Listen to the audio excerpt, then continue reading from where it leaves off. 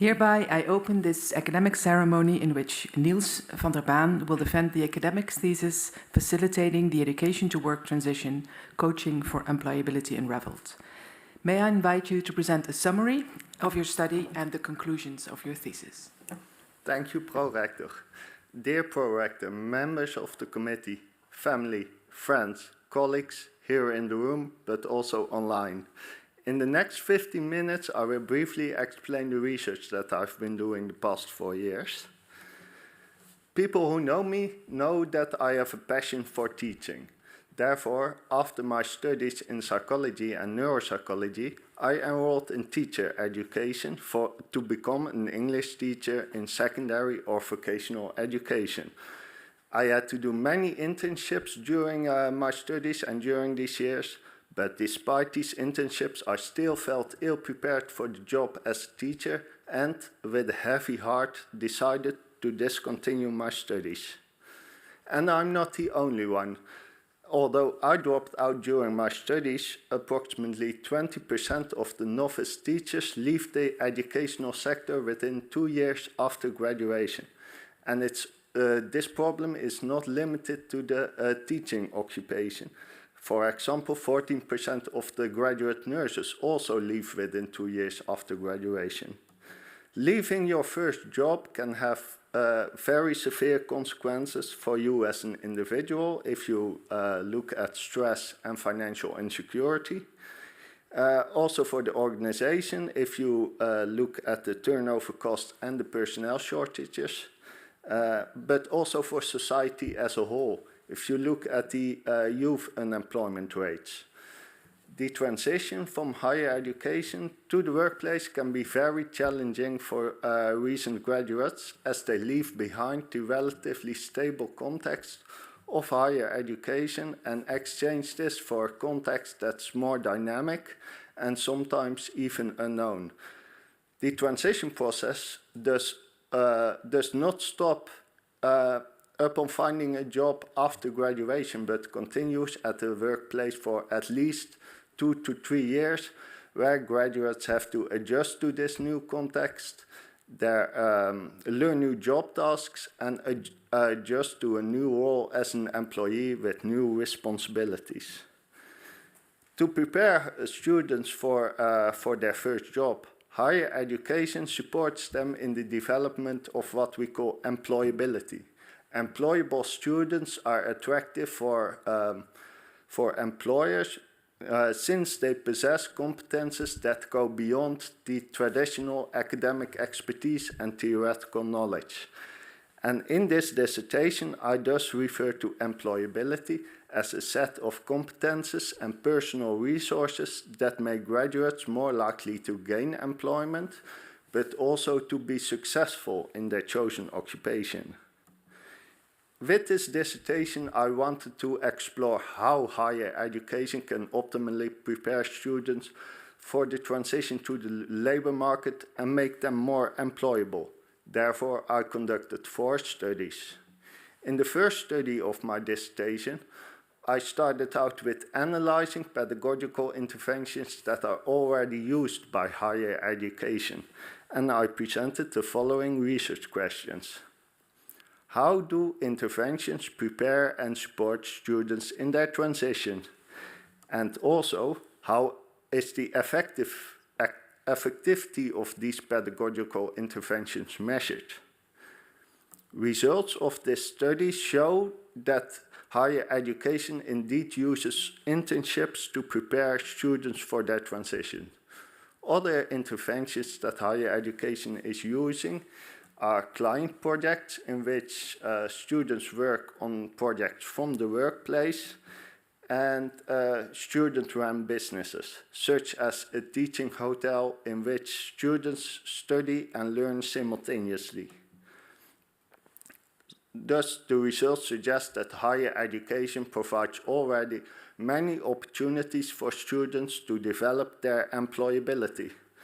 And to develop their employability, students need to reflect on this experience, and this is not always as easy. Coaching is often used to support students in this reflection, and reflection can also be seen as the foundation of employability. Stimulating students' reflection and employability often requires a more personalized approach, and coaching can also allow for this personalized approach. So in the next study, I wanted to know what a transition coach actually should do to support students in their transition and employability. The research question I presented here was, what are the core competences of a transition coach? Results of this study revealed that a transition coach should start with creating a safe coaching environment for the student, in which the student feels safe to express their challenges and worries. A coach can do this by actively listening to the student or validating their emotions, managing expectations. Thus, what can you expect from a student, but also what can the student expect from you as a coach? Building a trusting relationship, creating transparency, which is especially important when you as a coach have multiple roles, such as being a coach and being a teacher. And also a coach can create a safe environment by acting discreetly. So everything that's been said in this coaching session is confidential. Next, a coach should what we call provide autonomy support or stimulate students' ownership of their own development. So it's the student that's responsible for their development, not you as a coach. As a coach, you do this by explicitly handing over this responsibility to the student, stimulate their proactive behavior, but also let the student themselves decide what to work on. You don't decide for them as a coach.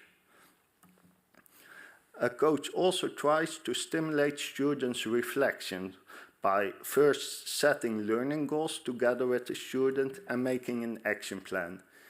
It's very important that the student indeed decides on this, not you as a coach. Then the student carries out this action plan and goes through a concrete experience. And as a coach, you can guide the students in this and you can provide them tools to succeed. Afterwards, you ask them reflective questions, such as, how did this experience bring you closer to your learning goal? And maybe also, what do you need to do differently next time a similar situation occurs? So now we know what a coach for transition should do, but is it actually effective? Does this work? And I tried to answer this in my third study. I presented the following research questions. What is the relationship between coaching and employability? And how does coaching for employability shape students' learning process?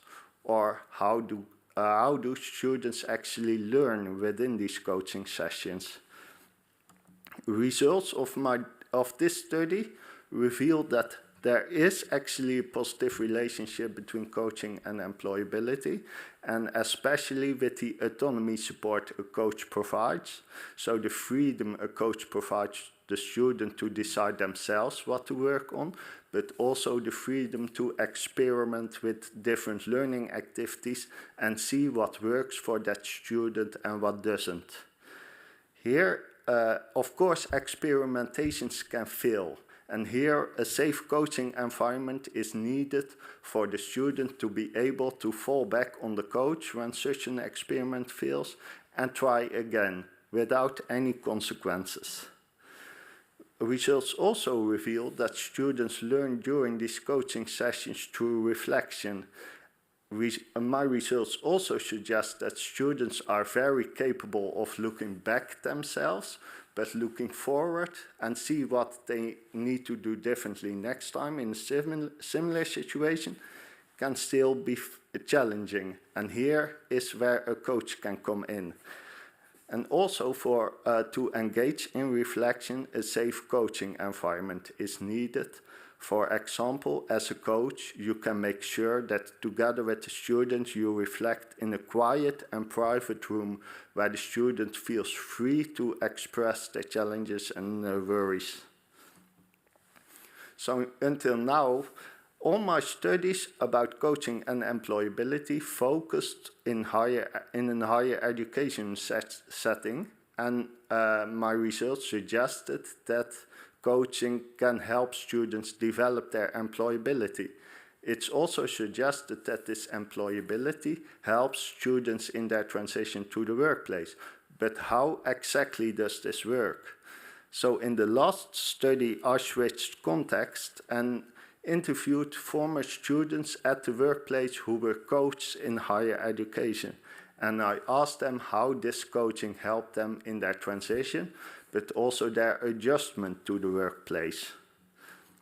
Results of this study revealed that the majority of graduates that I interviewed were very satisfied with the coaching they received in higher education.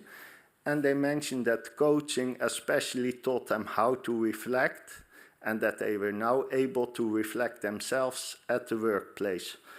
As one graduate puts it, I just have the feeling that sometimes I just asked some of the questions the coach asked me to myself, and I started to reflect on certain situations.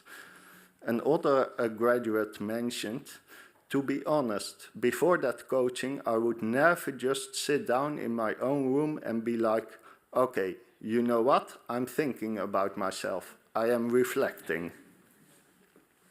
These quotes illustrate that coaching in the higher education not only teaches students how to reflect, but also creates the habit of reflection. And reflection at the workplace helped them to look back on past work experience, see what went well and what was still challenging, and based on this, seek out specific learning activities such as training programs, workshops, but also seeking feedback from a more experienced colleague.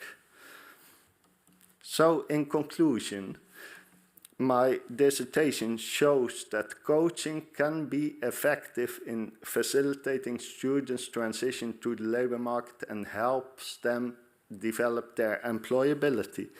Reflection is the main mechanism that helps students adjust to the workplace, and coaching teaches them how to reflect. Also creates the habit of reflection, so that they are capable of reflecting themselves and also doing it themselves very frequently.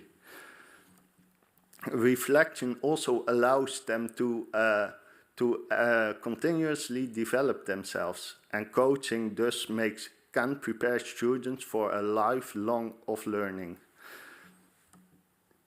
Thank you for your attention. I will now give the word back to the prorector.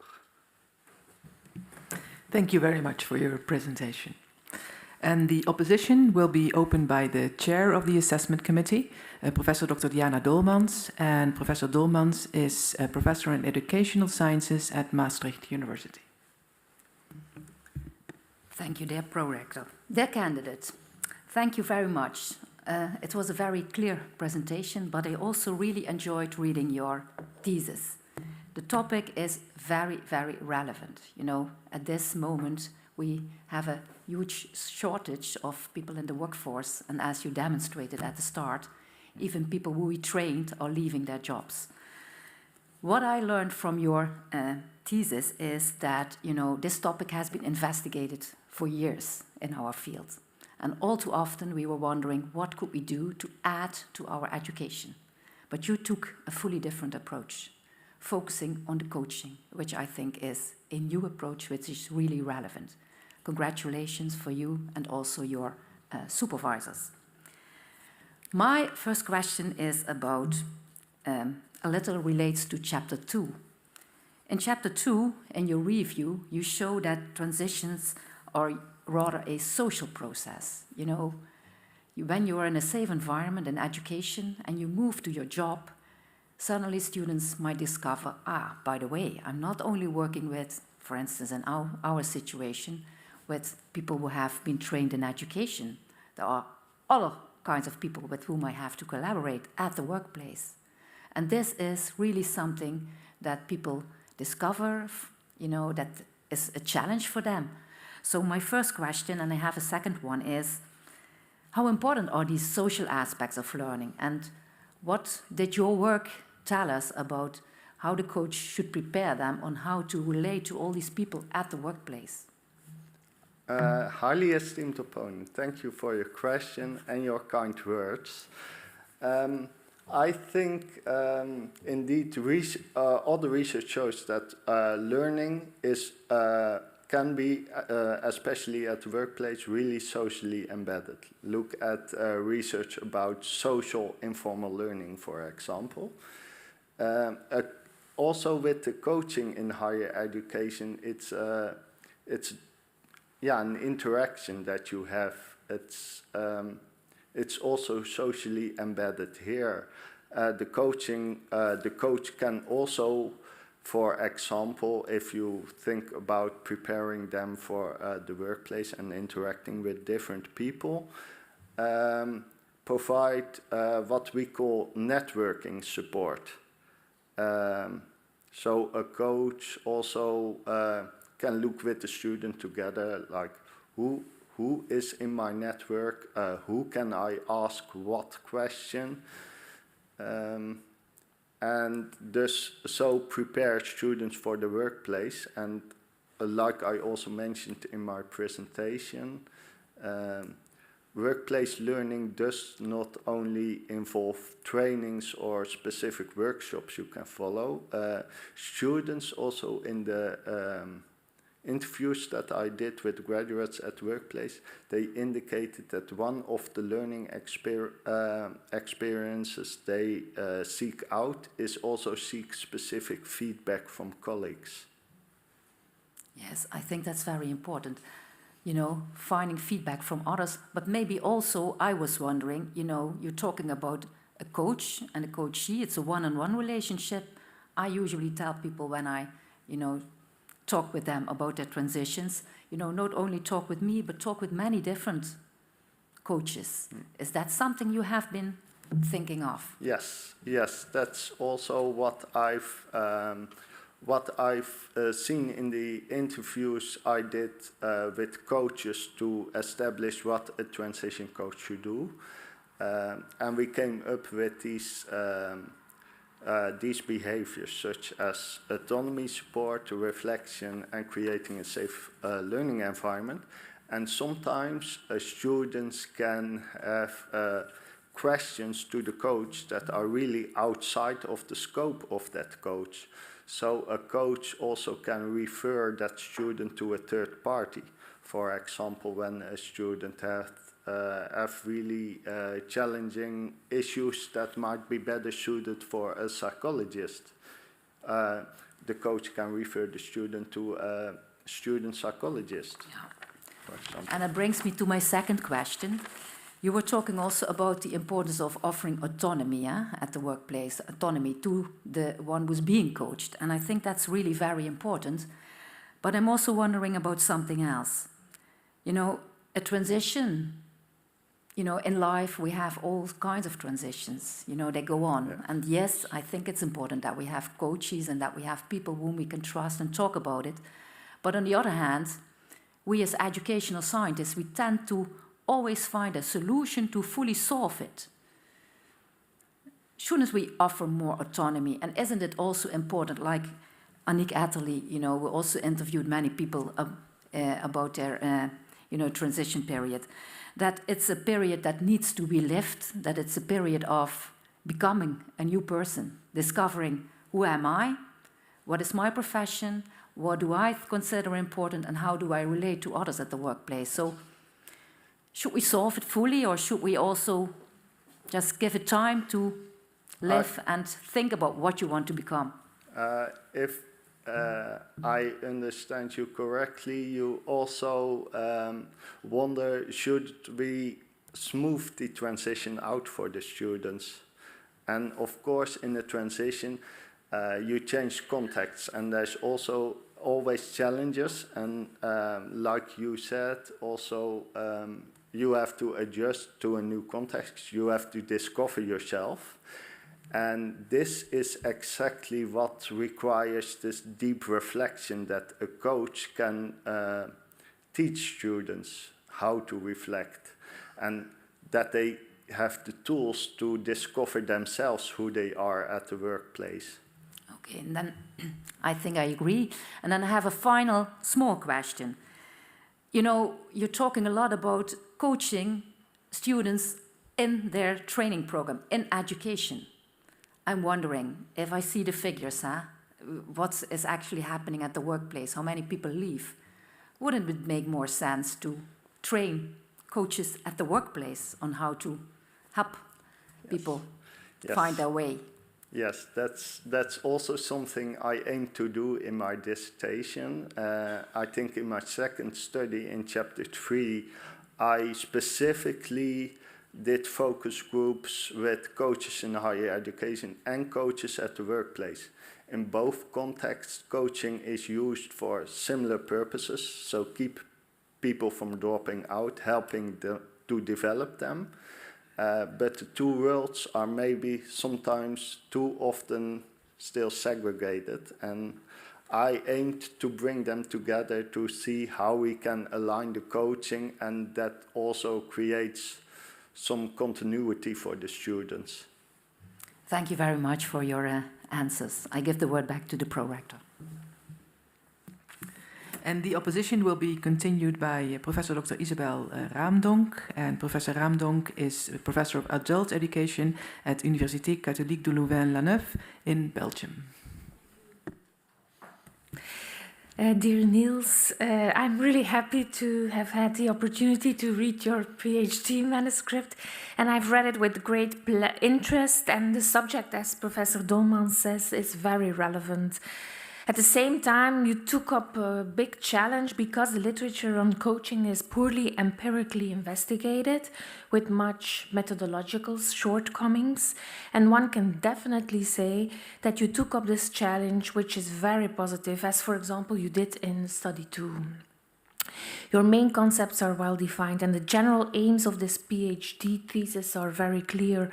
The structure is transparent, the manuscript well written, and the different chapters form a coherent whole.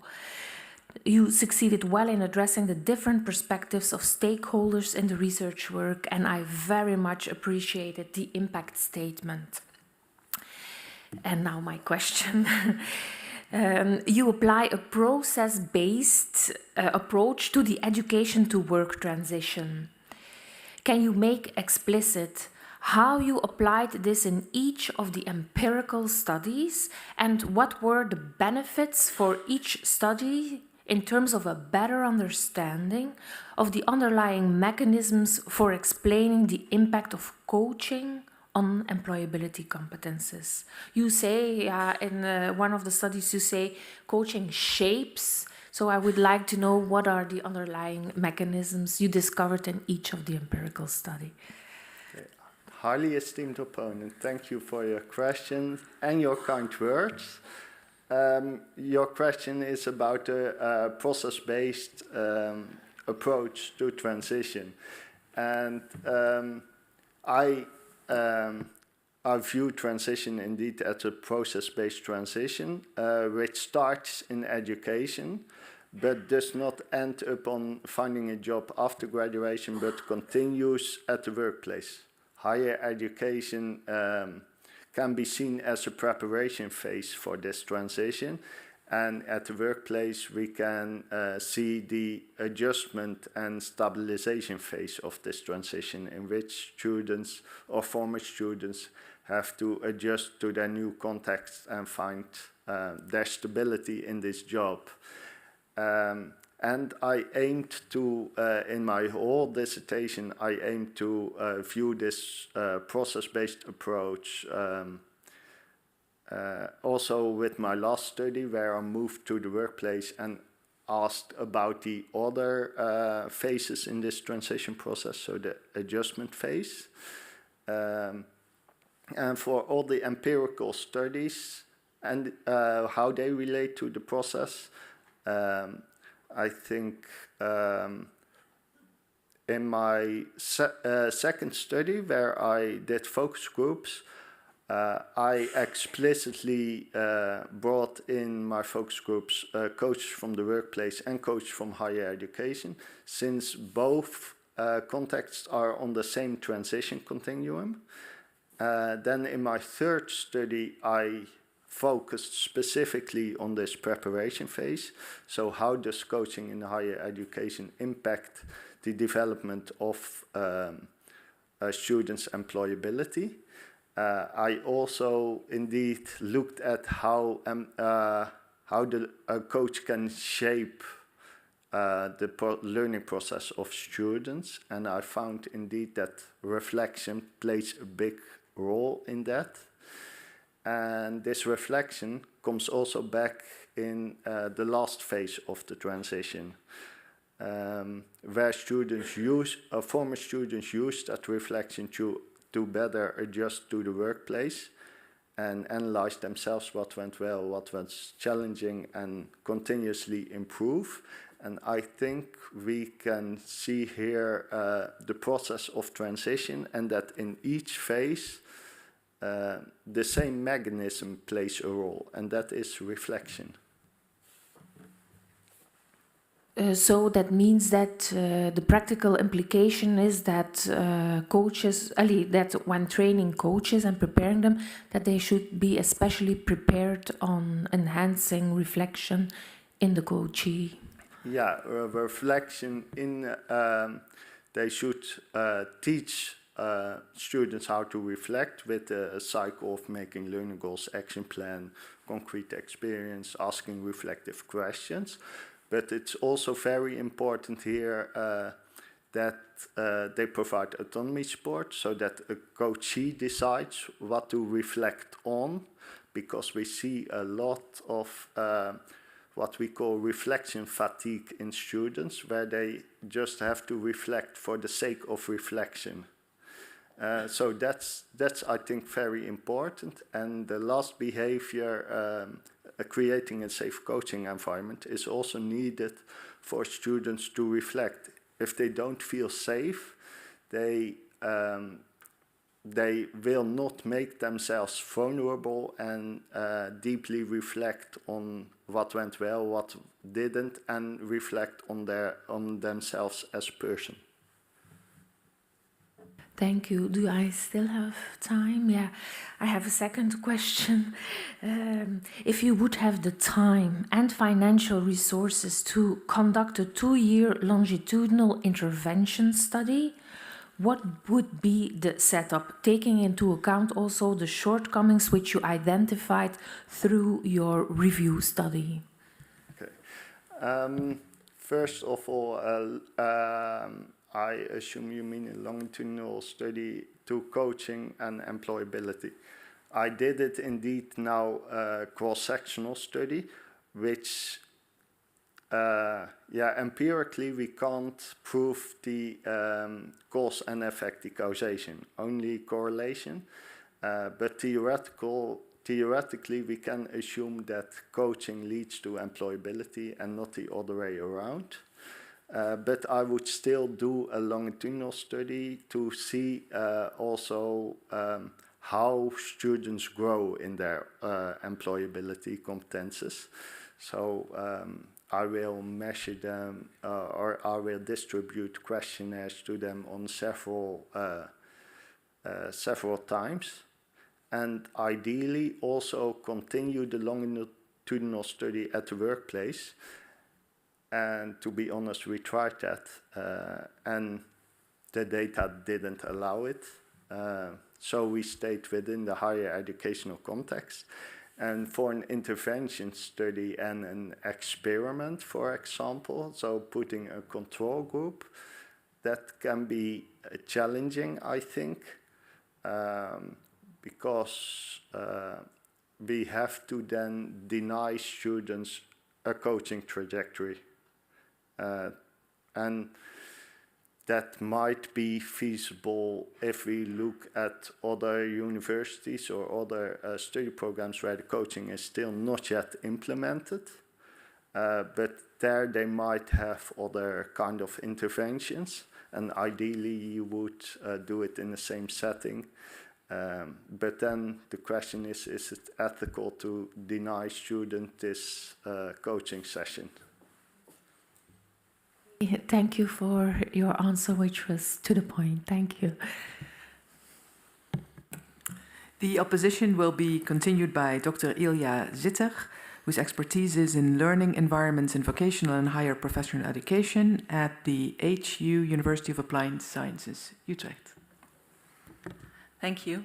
Dear candidate, my compliments for your great work. It was a joy to read your dissertation, and it has already been stated, but I would also like to say it was a very well-balanced dissertation, taking different angles, both methodological and theoretical, and also you had a lot of output, and not just your dissertation, but also this beautiful book, so that's really great to see. And I think you also benefited from great coaching from your supervisory team. So that was really nice to read and to experience. I would like to ask a question. Well, I could have gone into the direction of the practical impact, but I didn't. And then, of course, it's not a surprise that I have some questions about boundary crossing, which is a theory that's very close to my heart. And it actually has to do with three aspects of boundary crossing. And it would be great if you could discuss the three separate aspects, but they're also interrelated, I think. So that's why I asked them at the same time. The first aspect is that boundary crossing is bidirectional and dynamic. So you already stated a little bit about it, but it's during the intervention that is dynamic, but also across throughout the time. So could you reflect on this dynamic aspects? And then also the bidirectional aspect is not just the student making the transition and learning and boundary crossing, but also the people on the other side, so to speak, are also boundary crossing. Yeah. So what happens in this bidirectional process? And then the second aspect, boundary crossing is also seen as multi-level. So intrapersonal, well, you discussed about that. It's reflection, but it's also interpersonal and institutional.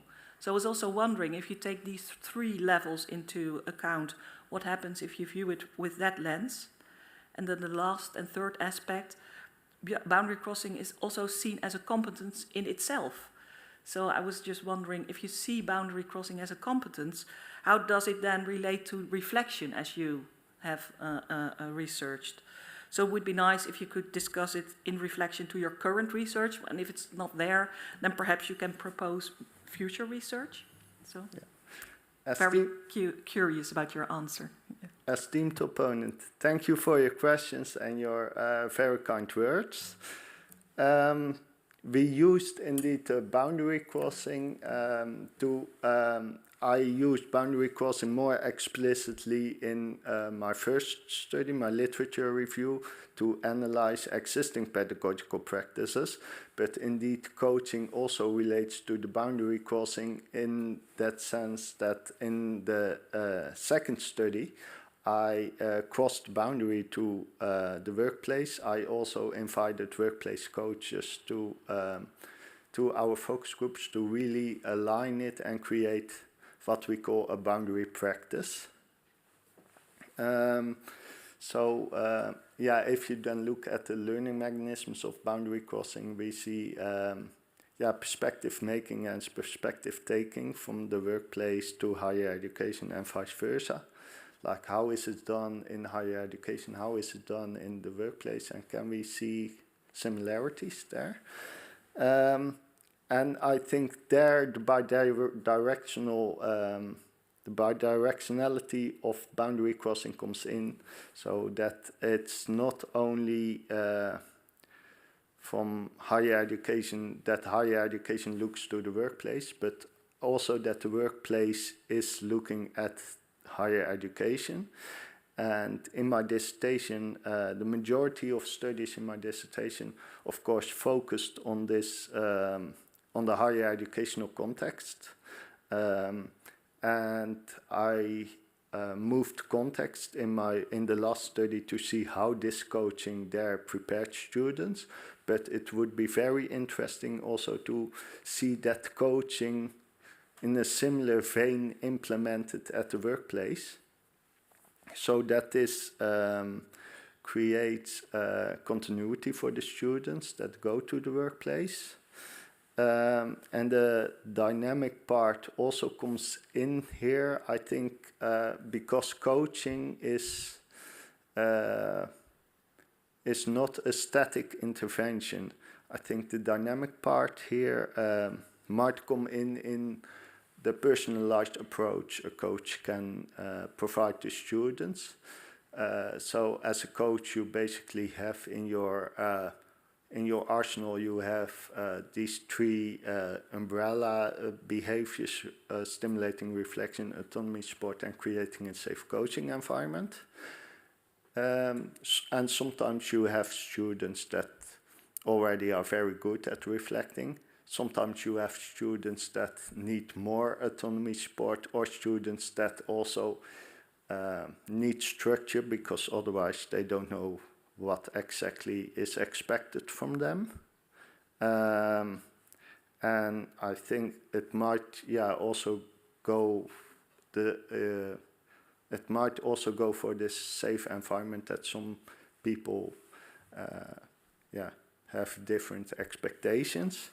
The multi-levelness of boundary crossing and the coaching, I think that's indeed the question of how coaching is, it can be viewed on individual level, I think, on just you and the student, but also this institutional level that I talked about, this organizational level, that coaching should be there to prevent students from dropping out, but also on macro level for the whole society. That relates also, I think, to the interpersonal differences, that coaching teaches students how to reflect, intrapersonal competences, but also the social connection with coach, and also how coaching can teach students, for example, to network within the workplace. And of course, it's also a competence like reflection, but then I would say not specifically maybe competence for the student, but more a competence for workplace organizations and higher education, that they have the competence to look over the hedge to the other side. And why not for the students or the people themselves?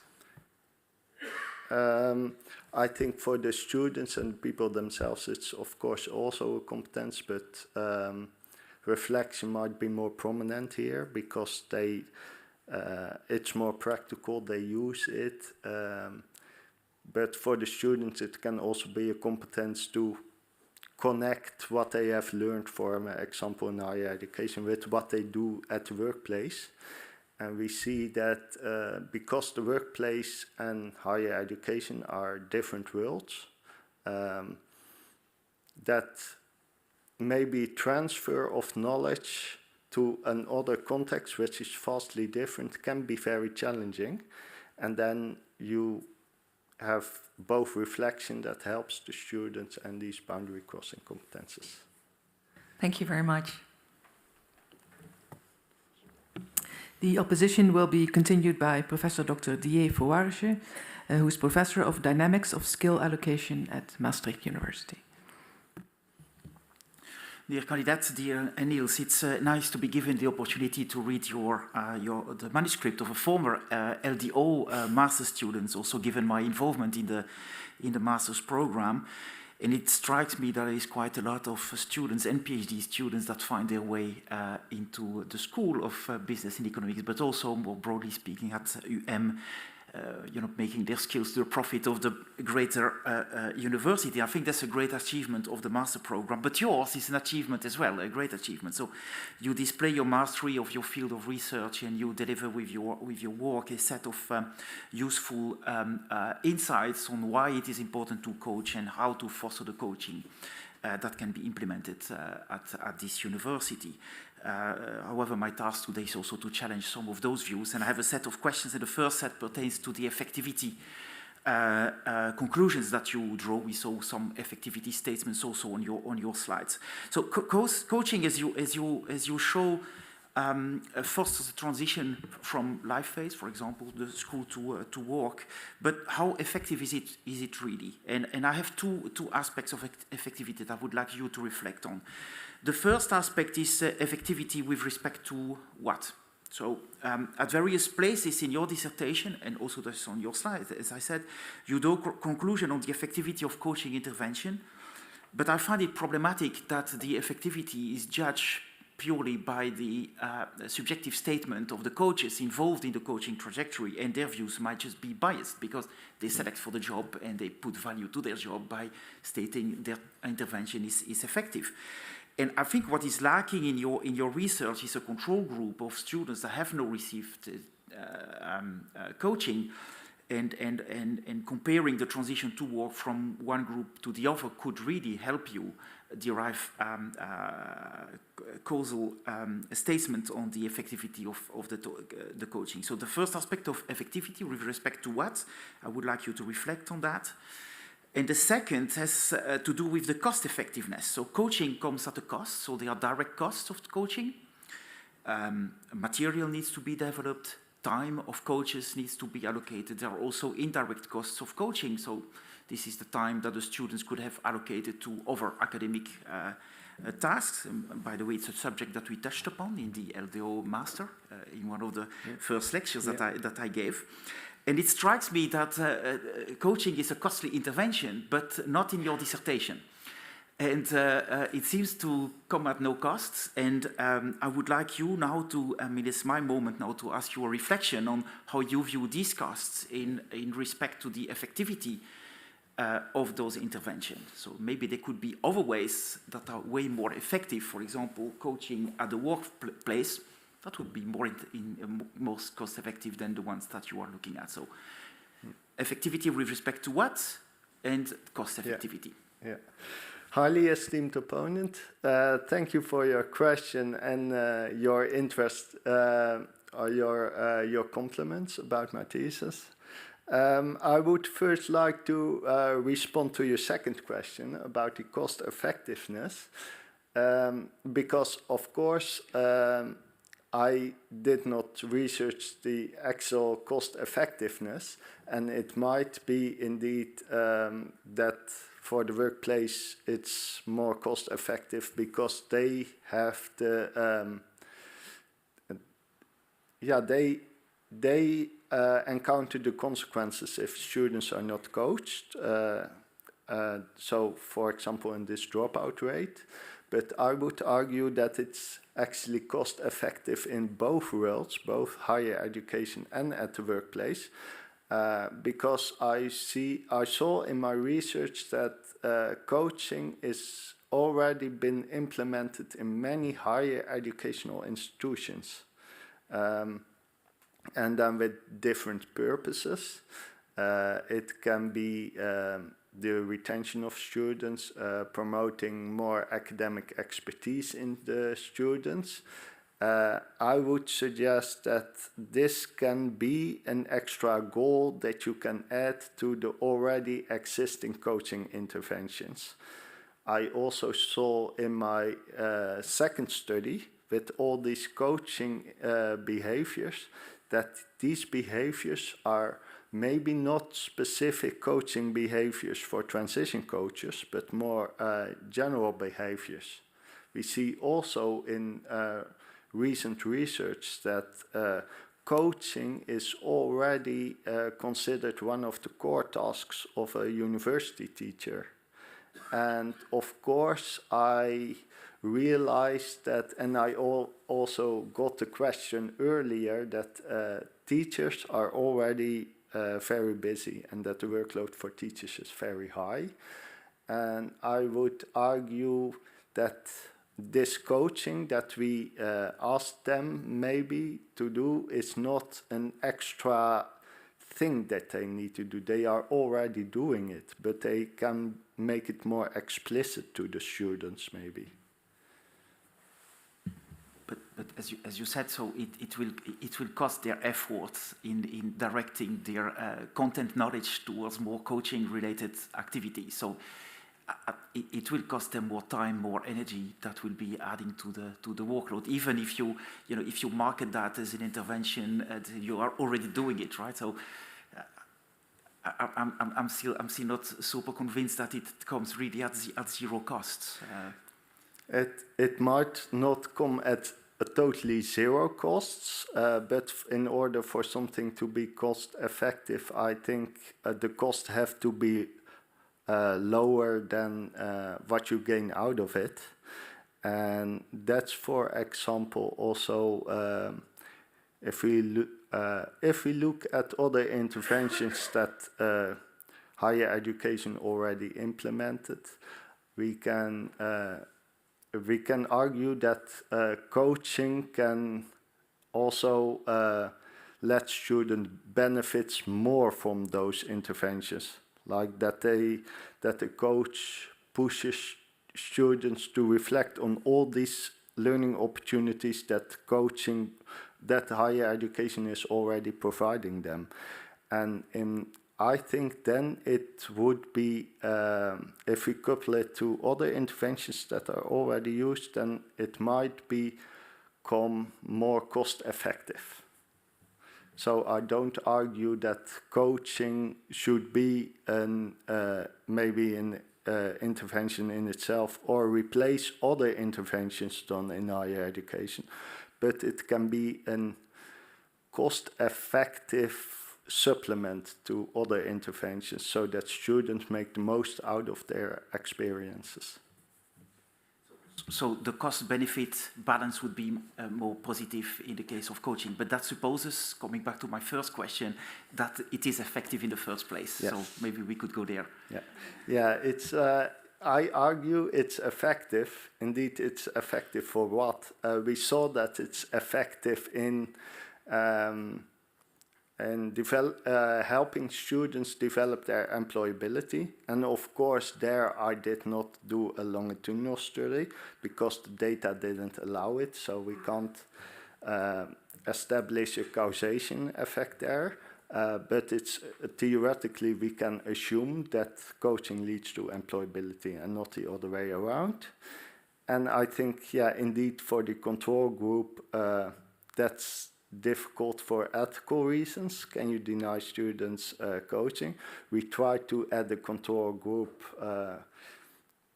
but yeah, the data was not there. But we indeed thought about it to implement a control group for students that weren't coached and also measure their employability.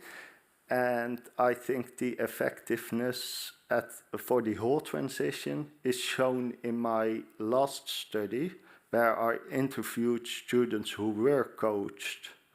And they indeed indicated that reflection helped them. And of course, I interviewed students who were coached and not students who were not coached.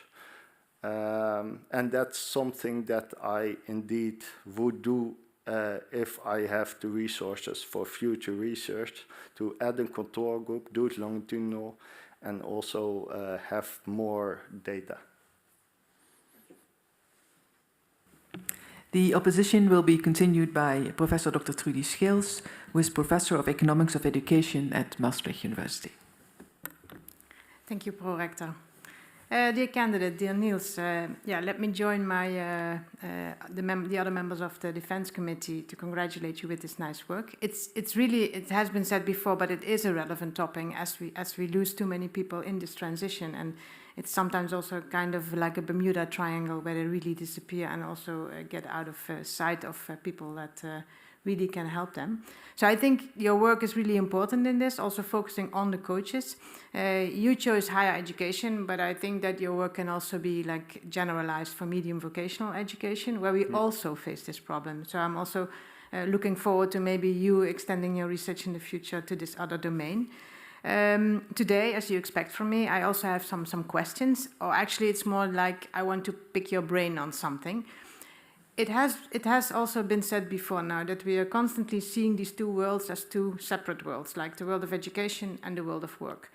And actually, there is a kind of, these coaches are on the interplay between the two, because it's actually, I mean, it's three worlds, right? Because as a student in the last phase of your education, and you mentioned that already, you are preparing for work, so you are basically already stepping forward into the work context. And then you have a higher education coach. So you still have the coach on this side of the hedge, so, as you said it, right? Yeah.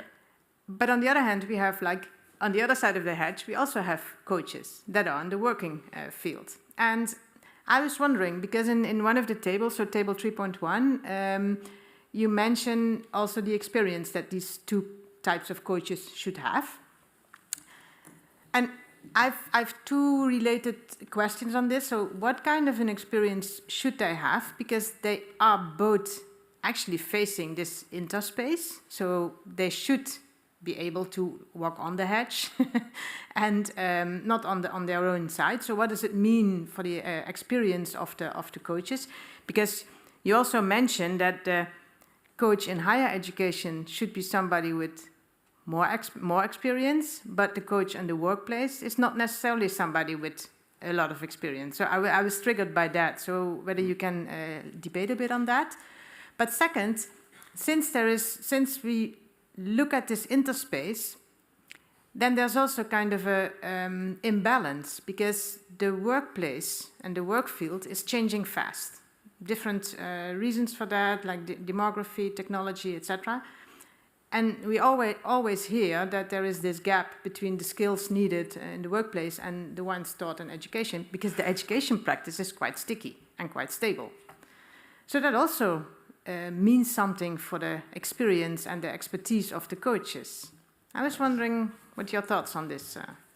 Yeah, highly esteemed opponent, thank you for your question and your very kind words. As for the experience of the coach, in my second study, I indeed found that a coach in higher education is, in the literature, is more experienced, or should be more experienced maybe, and in the workplace this is not necessary. And that struck also me as a difference. Why does a coach in higher education need to be more experienced? And I conclude actually in my dissertation that it's not necessary for a coach to be more experienced. It's about those three behaviors. I actually also would argue that it's not necessary that you call yourself a coach.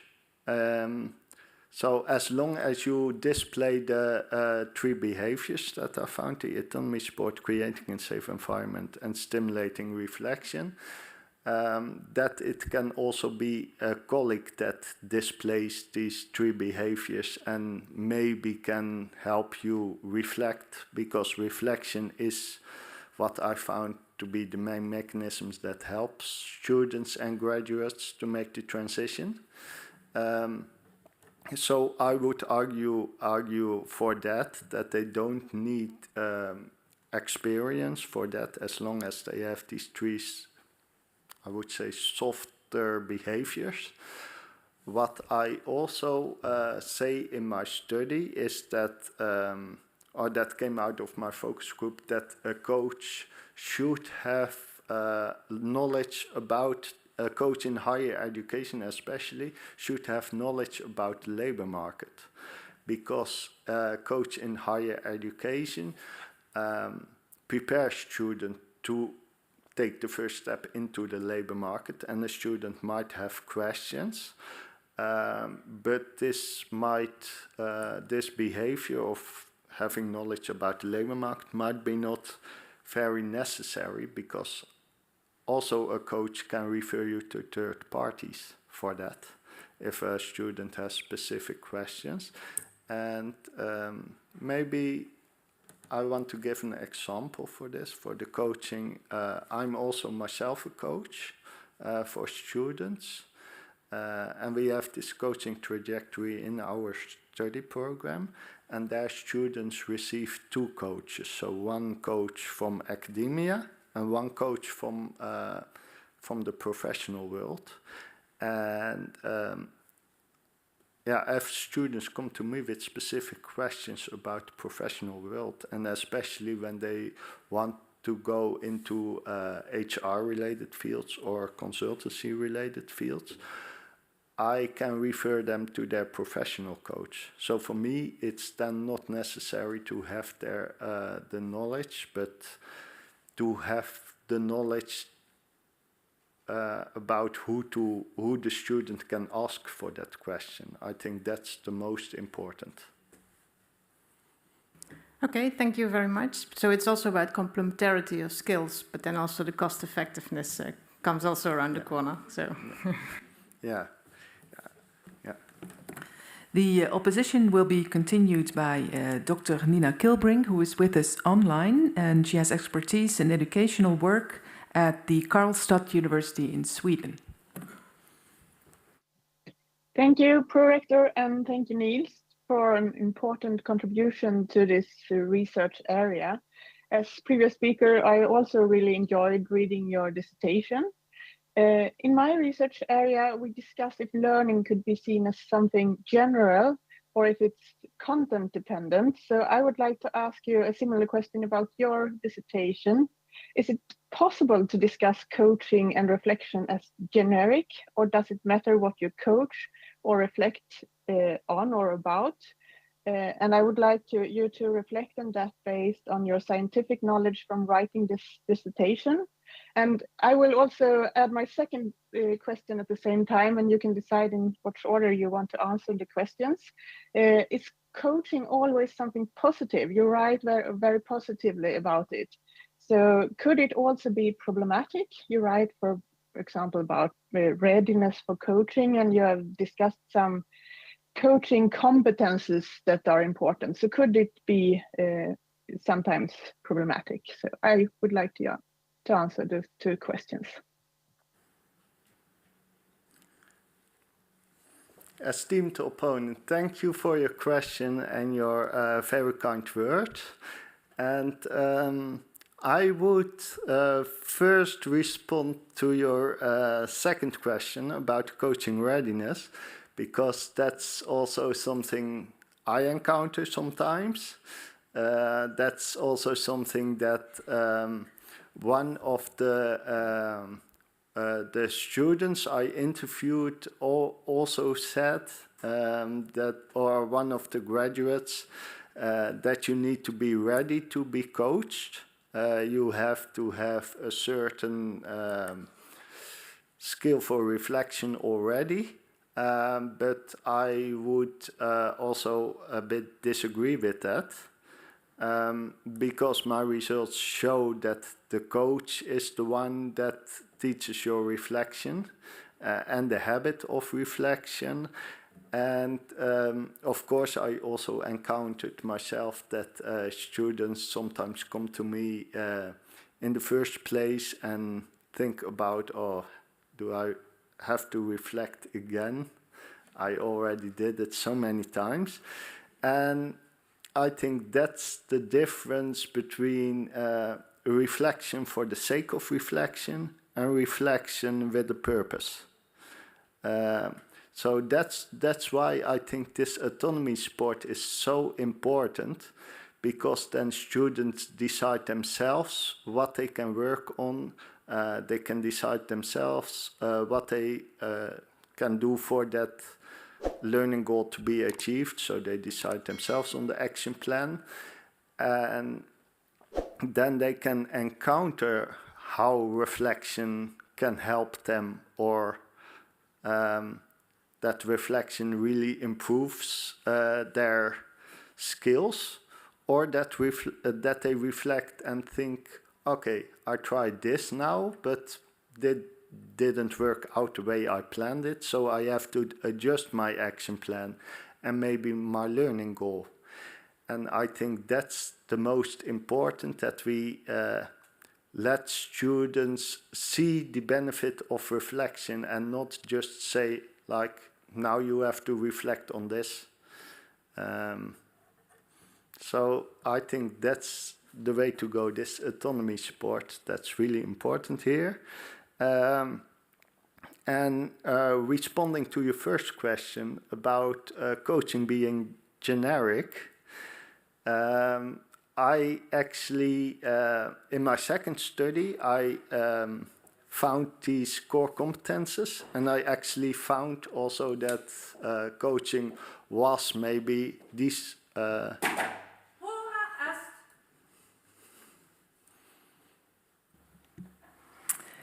Niels van der Baan, the time appointed for defending your thesis has passed. The degree committee will now withdraw the quality of your thesis and your defense, and I request that you and your company await the results of our deliberations in this room.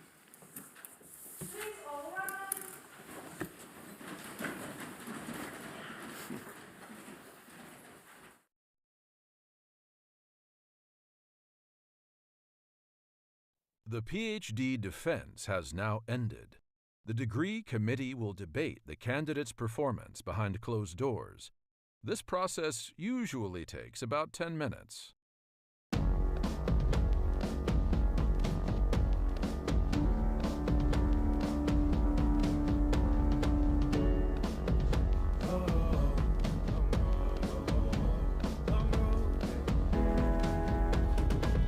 Long road to the south side. 10 miles in my rearview mirror, I know what it felt like. My goal's only getting clearer, east side to the west side. No place like home, if it's questions that you've got, go the extra mile and that.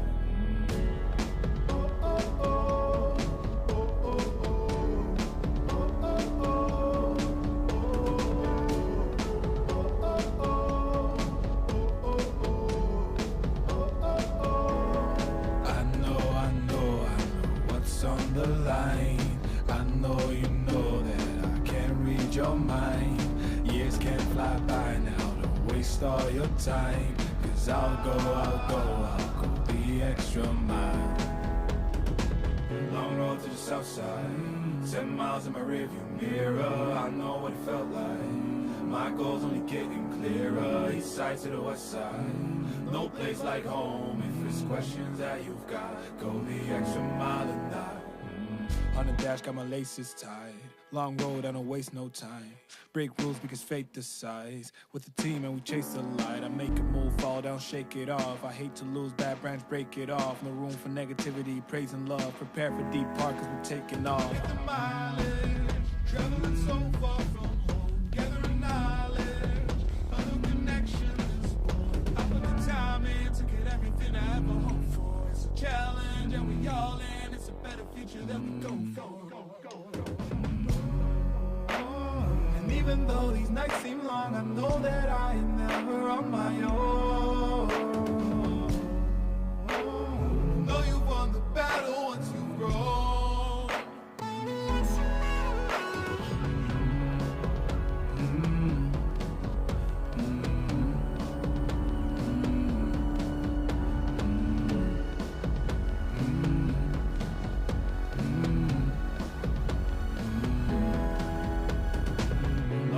South side, 10 miles in my rearview mirror, I know what it felt like. My goal's only getting clearer, east side to the west side. No place like home, if it's questions that you've got, go the extra mile and that. Long road to the south side, 10 miles in my rearview mirror, I know what it felt like. My goal's only getting clearer, east side to the west side. No place like home, if it's questions that you've got, go the extra mile and that.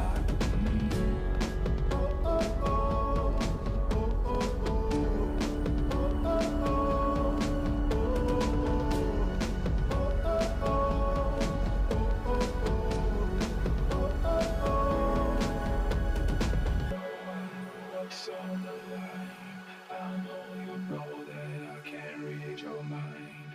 Years can't fly by now, don't waste all your time. 'Cause I'll go the extra mile.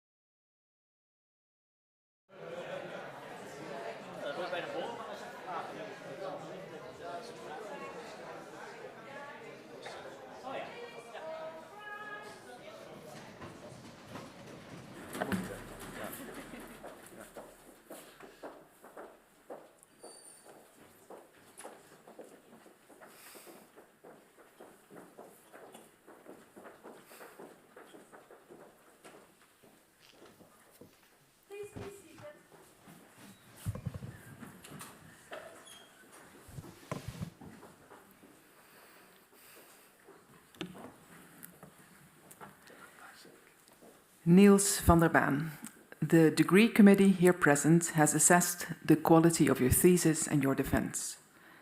And in view of its positive verdict and taking into account your previous qualifications, the degree committee has decided to grant you the degree of doctor. Professor Bozard is authorized to confer upon you this academic distinction in accordance with Dutch university custom. And I invite your supervisor to take the floor. Please all rise.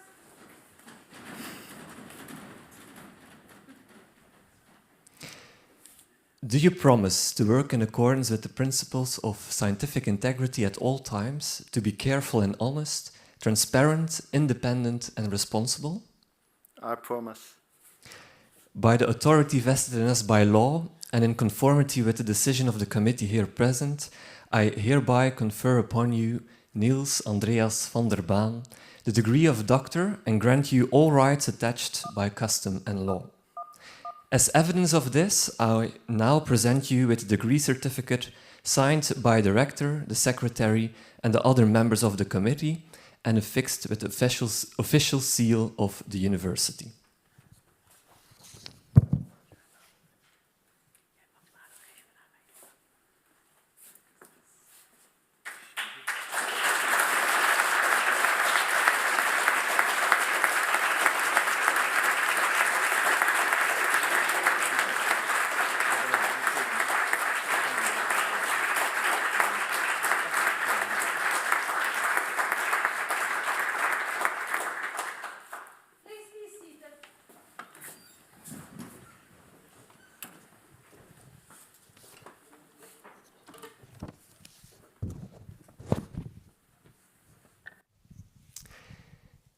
And now, time for the laudatio.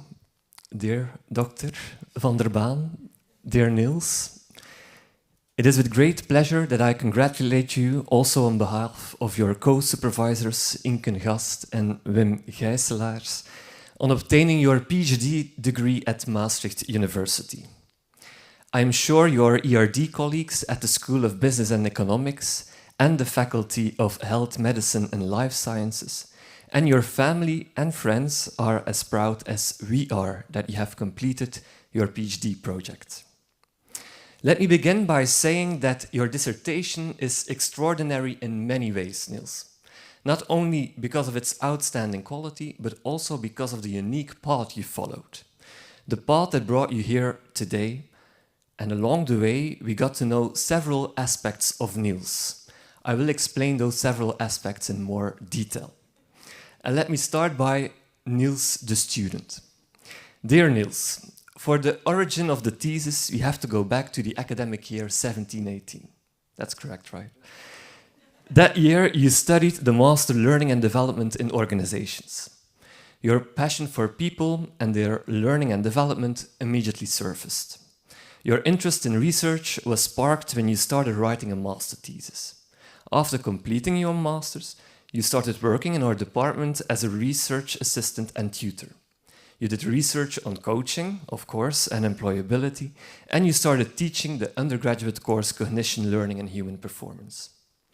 At the same time, you continued your job as an onboarding officer at Vodafone Ziggo. Fortunately for us, you liked research and teaching just that little bit more, and soon a PhD project called. In September 19, the official starting signal for a beautiful PhD track was given, and you braced yourself for petrifying experiences. You didn't choose the easiest path, because you started with a systematic literature review. It caused you to have to wait a bit longer for your first publications, but in the meantime, they are rolling smoothly over the counter as if they are freshly baked scones, vers gebakken broodjes. In the past 6 months, 2 studies have been published, and the others already passed their first round of revision. You are well on your way to having all your studies published soon, and this is undoubtedly due to your perseverance, your strong methodological skills, and the way you put teeth into a matter. Brings me to the second aspect, social and networking Niels. Niels very quickly, together with colleagues and partners in crime, Wendy Nuys and Samantha Krans, and later also René Brouwer, became a driving force within the program and the department. Niels was often referred to as the glue within the department, and the PhD group as well. Niels had that special gift of being able to bring people together, something he undoubtedly inherited from his warm home. Legendary are the cozy and delicious dinners at his apartment, to which many colleagues found their way. I try to keep it short, but it's a bit longer than expected. Following on from this social skills are his networking skills. Niels can network like no other.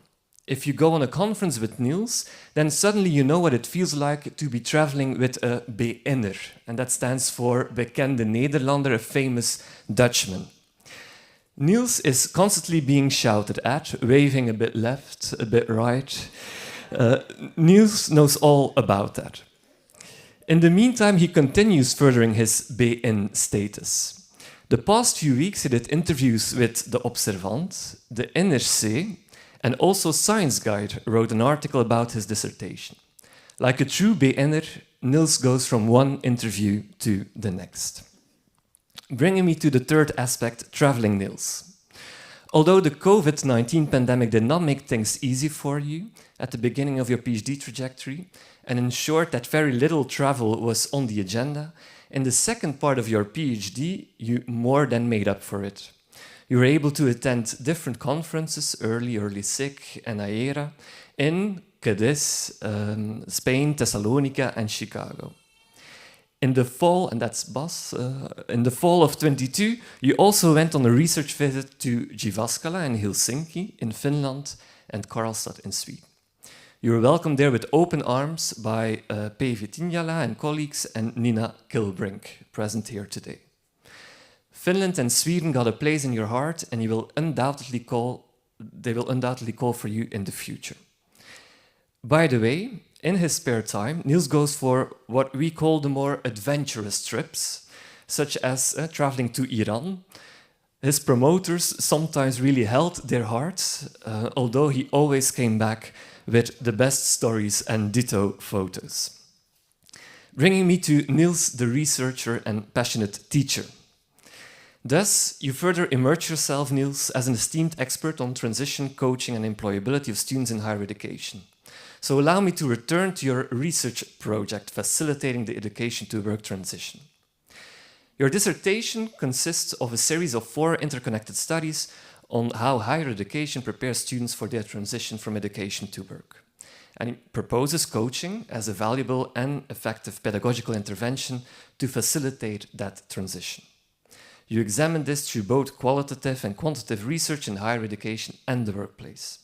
The results suggest that coaching in higher education increases employability of students, which is necessary for that successful transition. Moreover, coaching in higher education teaches students reflective skills, allowing for continuous workplace development and lifelong learning. Also noteworthy is the way that you made your results accessible to a wider audience. And colleague Ilya was already referring to it.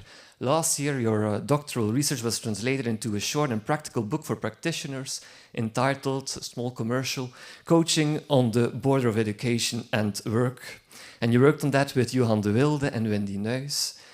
You wrote that book for coaches in which you indicate what is expected of a coach, and above all, you give them a lot of practical tips and tricks. And if you now think, what a busy bee, then I haven't told you yet that Niels, while writing a PhD and a book, also found time, and I had to count, for 3 side projects, doing research with Christophe Lejeune on PDPs and Isabelle Raamdonk, with Ellen Bastiaans and Marit on turnover intentions, and so many projects followed.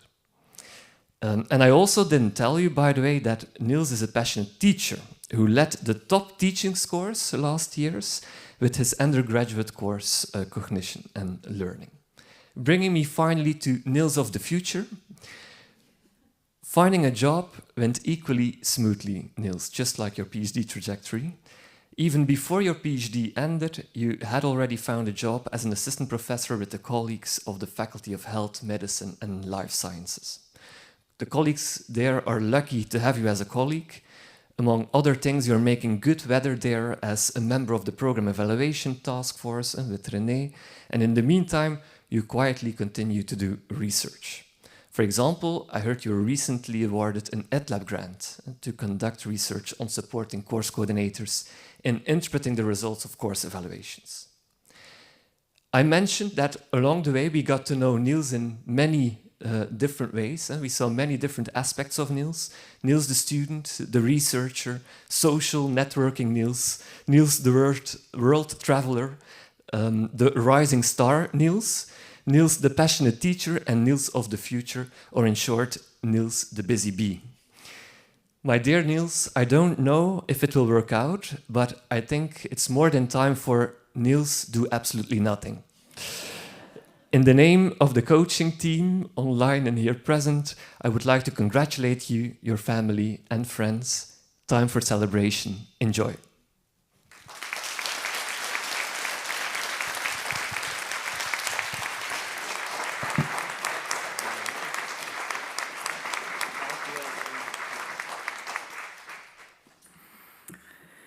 Now, dear Dr. van den Baan, also on behalf of Maastricht University, of course, I congratulate you with this great achievement and a job very, very well done. And before I close this academic ceremony, and you can actually go out and celebrate, we're going to reverse order on how we usually do things, because we're going to stay here in the room, and the audience can already leave, and the invitees can go to the reception venue, because we would like to take some pictures with the people online and congratulate Niels. So feel free to leave, and we'll stay, and I close this academic ceremony.